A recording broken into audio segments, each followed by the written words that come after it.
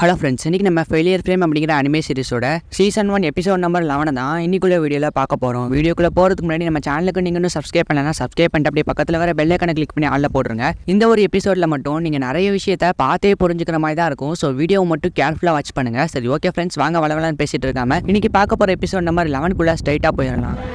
ஒட்டுமொத்த மான்ஸ்டர்ஸும் கூட்டமாக ஆயிரக்கணக்கில் மொத்தமாக வந்து படையெடுத்து வந்துட்டு இருக்காங்க. இதுக்கெல்லாம் காரணம் ஈவ் போட்டு தள்ளின ஹியூமனைட் மான்ஸ்டராக இருக்குமோ அப்படிங்கிற ஒரு டவுட் வேறு வருது. இதில் யாரும் தலையிட வேணாம், என்னால் வந்த பிரச்சனையை நானே முடிச்சு வைக்கிறேன் அப்படின்னு ஈவ் சொல்ல எலிசபெத் வேண்டாம் அப்படிங்கிற மாதிரி சொல்கிறா. இங்கே பாரு எலிசபெத், நான் இல்லைனா கூட டோக்காவும் சேராஸும் உன்னை நல்லபடியாக பார்த்துக்குவாங்க. என்னால் வந்த பிரச்சனையை நானே முடிச்சு வைக்கணும்னு ஆசைப்பட்றேன், ப்ளீஸ் என்னை தடுக்காதீங்க அப்படிங்கிற மாதிரி யூ சொல்கிறா. அதுக்கு நம்ம ஹீரோவும் உண்மையை சொல்ல போனேன்னா உங்களை கூட்டிகிட்டு வந்து கஷ்டப்படுத்துறதுக்கு காரணமே நான் தான், இதுக்கான பொறுப்பு எல்லாத்தையும் நான் தான் எடுத்தாகணும். அதனால் ஈவ் நீ போக வேணாம், நானே இது எல்லாத்தையும் பார்த்துக்கிறேன். இது வரைக்கும் என்னோட பேச்சை மாரி நீ எதுவும் செஞ்சதில்லைங்கிற உரிமையில சொல்கிறேன். தயவு செஞ்சு நீ போக வேணாம், நான் இதை பார்த்துக்கிறேன். என்கிட்ட இந்த மாஸ்க் இருக்குது, இது எனக்கு ஹெல்ப்ஃபுல்லாக இருக்கும்னு நினைக்கிறேன் அப்படின்னு நம்ம ஹீரோ கடையில் வாங்கின மாஸ்க் எடுத்து காட்டுறான். இந்த மாஸ்கால இதை வச்சு பயங்கரமான சவுண்ட்ஸை ப்ரொடியூஸ் பண்ண முடியும், இதனால மான்ஸ்டர்ஸ் ஈஸியாக நம்ம பக்கம் திருப்பிடலாம் அப்படின்னு நம்ம ஹீரோ சொல்கிறான். அது மட்டும் இல்லை, பிக்கிமாரும் ஸ்லேவும் கூட எனக்கு ஹெல்ப்புக்கு இருக்காங்க அப்படின்னு நம்ம ஹீரோ சொல்ல, ஆமா அப்படிங்கிற மாதிரி பிக்கிமாரும் ஸ்லேயும் சொல்கிறாங்க. ஒருவேளை நான் திரும்பி வரலன்னா எனக்காக நீங்கள் வெயிட் பண்ணாதீங்க, நீங்கள் இப்போவே அந்த விச்சை தேடி கிளம்புங்க அப்படின்னு நம்ம ஹீரோ சொல்ல, எலிசபெத்தும் தேங்க்யூ அப்படிங்கிற மாதிரி சொல்கிறா. டோக்கா நானும் கூட வரவா அப்படின்னு நம்ம ஹீரோயின் கேட்க வரதுக்குள்ளேயும் ஹீரோ பார்க்குற பார்வையிலேயே மாஸ்டர் பார்த்து பத்திரமா போயிட்டு வாங்க அப்படிங்கிற மாதிரி சேராஸ் சொல்கிறா. சேராஸ், இங்கே நான் இல்லைனா கூட நீ தான் என் இடத்துல இருந்து உங்களை பார்த்துக்கணும், என்னோட பொறுப்பு நான் உன்கிட்ட ஒப்படைச்சிட்டு போகிறேன் அப்படின்னு நம்ம ஹீரோ அங்கேருந்து கிளம்புறான். எல்லாரும் ஜாக்கிரதையாக போங்க அப்படின்னு லீடர்ஸ்லாம் ஸ்டூடெண்ட்ஸை கைட் பண்ணுறாங்க.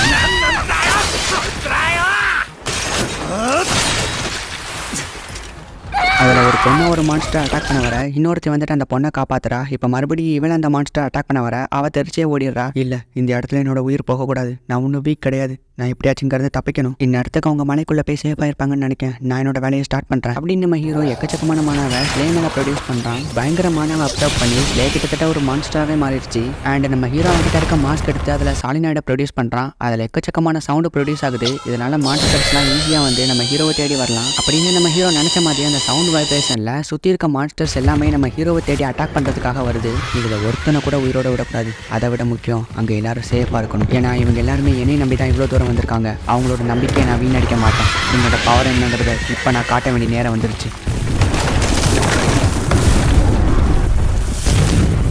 மான்ஸ்டர் அட்டாக் பண்ணதில் ஸ்கூல்ல இருந்து வந்த இருக்காவும் சிக்குமாவும் இறந்து போயிட்டாங்க.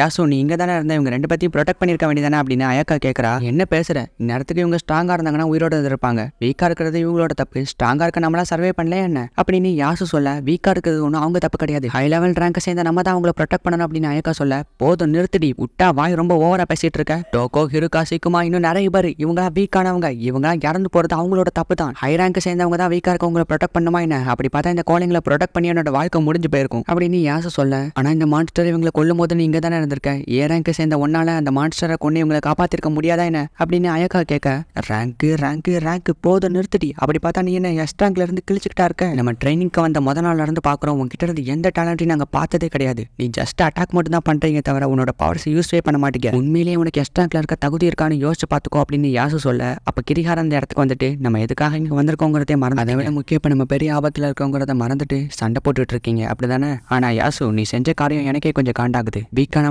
ப்ரொடெக்ட் பண்ண வேண்டியது நம்ம கடமை தான், அதை என்னைக்கும் நீ மறந்துடாத, இன்னொரு தடவை இந்த மாதிரி பண்ணனா அப்புறம் நானே உன்னை கொன்றுவேன் அப்படின்னு கிரிகாரா சொல்ல. அப்ப நான் சரி வா மோதி பாத்திரலாம் அப்படின்னு யாசோ உன்னோட ஃபுல் பவர் ரிலீஸ் பண்ணி அட்டாக் பண்ண தயாராகிறான். என்னைய குத்த சொல்றத நிறுத்திட்டு முதல்ல இவ்வளவு கவனிங்க, எஸ்ட்ராங்க்ல இருக்க இவ என்னைக்காச்சும் பவர் யூஸ் பண்ணி ஒரு நாளாச்சும் பார்த்துருக்கீங்களா, ரேங்க் மண்ணாங்கட்டின்னு ஒண்ணுமே கிடையாது, இங்க வீக்கானவங்க ஸ்ட்ராங்கானவங்க மட்டும்தான், அதுல வீக்கானவங்க வீக் ஆகிட்டே போறதும் செத்து போறதும் ஸ்ட்ராங்கானவங்க கையில ஒன்றும் கிடையாது அப்படின்னு யாசு ஓவரா பேச, கிரிகாரா கூட இருந்தவன் யாசு அட்டாக் பண்ண போகிறா. வேண்டாம் அப்படின்னு கிரிகாரா சொல்றான். என்ன பயந்துட்டீங்களா அப்படின்னு கேட்க, என்னது இல்ல சும்மா தான் கேட்ட மன்னிச்சிருங்க அப்படின்னு சொல்றான். அதுக்கப்புறம் யாசு அங்க இருந்து கிளம்பிடுறான். அயக்கா, யாசு சொல்றது கூட ஒரு வகையில கரெக்ட் தான், நீ உன்னோட ஸ்கில்ஸ் இம்ப்ரூவ் பண்ணணும் அப்படின்னு கிரிகாரா சொல்றான். இதை கேட்ட அயக்காவும் ஃபீல் பண்றா. அப்ப இன்னொரு பொண்ணு வந்துட்டு கஷிமாவை காணோம்னு சொல்றா. என்னது கஷிமாவை காணுமா அப்படின்னு அயக்கா ஷாக் ஆகுறா. இங்க இருக்க இத்தனை மான்ஸ்டர்ஸையும் டோக்கா எப்படி சமாளிக்க போறான்னு தெரியலையே அப்படின்னு யூ சொல்றா. டோக்கா ரொம்ப பவர்ஃபுல்லான ஆள் தான், ஆனா இங்க கொத்தா 100 கணக்கான மான்ஸ்டர்ஸ் இருக்காங்க, அவங்க எல்லாத்தையும் எதிர்த்து டோக்கா எப்படி தனியா சண்டை போட போறான், நம்மளோட ஹெல்ப் அவனுக்கு தேவைப்படாதா அப்படின்னு யூ கேட்கறா. ஆனா டோக்கா இதுல நம்மள தலையிடக்கூடாதுன்னு சொல்லிட்டு போயிருக்கான், அவனோட பேச்சு எப்படி மீற முடியும் அப்படின்னு சேராஸ் கேட்குறா. ஒரு வகையில் எப்படி யோசிச்சா கூட இன்னொரு வகையில் மாஸ்டர் இப்போ ஆபத்தில் இருக்காங்க, ஸோ நம்ம ஹெல்ப் அவங்களுக்கு கண்டிப்பாக தேவைப்படும் அப்படின்னு சேராஸ் சொல்கிறேன். அதே தான் நானும் சொல்ல வரேன் எலிசபெத், ஒருவேளை நான் இல்லைனா கூட சேராஸ் என்னை விட உன்னை நல்லா பார்த்துக்குவாங்கிற நம்பிக்கை எனக்கு இருக்குது, கவலையப்படாத, நான் இவளை பத்திரமா பார்த்துக்கிறேன்னு சேராஸ் சொல்கிறேன். சரி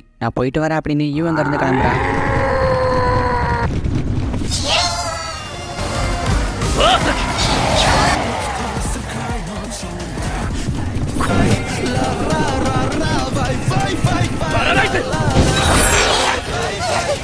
ஆல்ரெடி நம்ம ஹீரோ ஸ்லேய்க்கு பயங்கரமானவை ப்ரொடியூஸ் பண்ணனால தான் ஸ்லேயை இந்த அளவுக்கு பயங்கரமான மான்ஸ்டராக மாற்றி வச்சிருக்கான். அது மட்டும் இல்லை பிக்கிமார் கூட வேற கம்பைன் பண்ணி ஃபைட் பண்ணிட்டு இருக்கான். ஸோ இது போதாதுன்னு எக்கச்சக்கமான மானாவை ப்ரொடியூஸ் பண்ணி நிறைய மான்ஸ்டர்ஸ் வேற அட்டாக் பண்ணியிருக்கான். நம்ம ஹீரோக்கு இப்போ மானா வந்து கம்மியாகிட்டே வருது. ஸோ கண்டிப்பாக நம்ம ஹீரோக்கு இப்போ மானா வந்து நிறைய தேவை. மானா இருந்தால் தான் வந்து கண்டினியூஸாக நம்ம ஹீரோவில் அட்டாக் பண்ண முடியும். அதுக்கு நம்ம ஹீரோ பவர்ஃபுல்லான மான்ஸ்டர் ஏதாவது சாகடிக்கணும். நம்ம ஹீரோவும் அவங்ககிட்ட இருக்க மானாவெல்லாம் வச்சு அங்கே இருக்க எல்லா மான்ஸ்டர்ஸையும் வந்து அட்டாக் பண்ணுறான். ஆனால் நம்ம ஹீரோ இந்த மாதிரி சின்ன சின்ன மான்ஸ்டர்ஸ் அட்டாக் பண்ணுறதுனால பெரிய லெவலில் வந்து நம்ம ஹீரோக்கு எம்பி கிடைக்கல. ஹை ரேங்க்ல இருக்க மான்ஸ்டர்ஸ் அட்டாக் பண்ணால் மட்டும்தான் நம்ம ஹீரோக்கு அவனுக்கு தேவைப்படுற எம்பி கிடைக்கும். ஸோ அதை அட்டாக் பண்ணுறதுக்காக தான் சுற்றி இருக்க மான்ஸ்டர்ஸ் எல்லாத்தையுமே கிளியர் பண்ணி நம்ம ஹீரோ கிட்ட இருக்க ஃபுல் எம்பியை யூஸ் பண்ணி அந்த ஹை லெவல் டீமனை போட்டு தள்ளுறான். போட்டு தள்ள அடுத்த செகண்டே நம்ம ஹீரோக்கு 60,000 எம்பி கிட்ட இன்க்ரீஸ் ஆகிருச்சு. நிறுத்தாம கண்டினியூஸாக அட்டாக் பண்ணணும் அப்படின்னு நம்ம ஹீரோ இன்னும் பவர்ஃபுல்லாக எல்லா அட்டாக்கையும் ஒரே நேரத்தில் பண்ணுறான்.